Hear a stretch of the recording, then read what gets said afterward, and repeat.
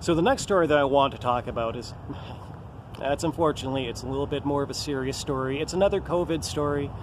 I think that everybody probably can see this one coming already, but of course I'm going to talk about the Grace Life Church situation in Edmonton, and just what an incredible clusterfuck that is. You know, I believe that I have said this before. I know I've said this before. I believe that I've actually said it on the podcast, but if I haven't, you know, there are a lot of different ways that this virus can hurt us. In fact, there's a lot of different ways, I should say, rather, that the pandemic can hurt us. And so you could get the virus and you can get sick, and that's one way that the pandemic can hurt you. But of course, the one way that a lot of people tend to overlook that it can also hurt us is that it's also hurting us in terms of what it's doing to our civil liberties. And just the detail that this pandemic has successfully made us into a country where the government is out shutting down churches and occupying them and fencing them off is not saying a very good thing about where we are as a country. Now, full disclosure, in all honesty, I don't really come down fully on either side of this dispute. I don't really come down fully on the church's side, and I don't really come down fully on the government side either. You know, I think that this church has been, this church and its pastor, you know, they've been almost ridiculously uncooperative with a lot of these restrictions. And in my opinion, that's not great. Not everybody understands this, not everybody realizes this or agrees with it, but yes, this COVID-19 is serious business. I think that everybody should voluntarily comply with these guidelines, you know, not just for your own health, but for the health of people around you. And not just for the health of people around you, but obviously for your own health. And a lot of people just don't be willing to accept that message. But on the other hand, I mean, if Alberta Health Services wanted to figure out, you know, the absolute best, most reliable way to undermine support for these health measures, closing a church was the perfect way to do it. You know, did they actually want to go out and find some way to harden the positions of people who were maybe already, soft, but leaning away from that? You know, if they wanted to find a way to harden those positions on the other side, they figured out the perfect way to do it. Like, this was not smart. And if you needed any proof of that, well, the evidence isn't all that hard to find. All you had to do was look at what happened on Sunday at the grounds of the Grace Life Community Church, when literally it must have been a couple thousand people at least, from the images that I saw, who showed up to protest, you know, the closure of this church.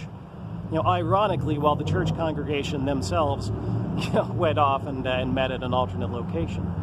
But there was a big convoy from Calgary that went all the way, you know, up to this church, you know, to protest, where they had it all fenced off. And so then the police show up, and eventually they bring in like a couple hundred officers with gas masks. Not too hard to figure out what the next thing is going to be there. And then they began to disperse the crowd after what seemed like it was a couple of hours. At least from the accounts that I saw. I didn't get to go there and see what was going on. And so that is the kind of country that this pandemic has turned us into. Like, not only the kind of country, you know, where we're closing churches and occupying them with police force and fencing them off, but then actually enforcing those closures with tear gas. You know, even with just the threat of tear gas, that's bad enough.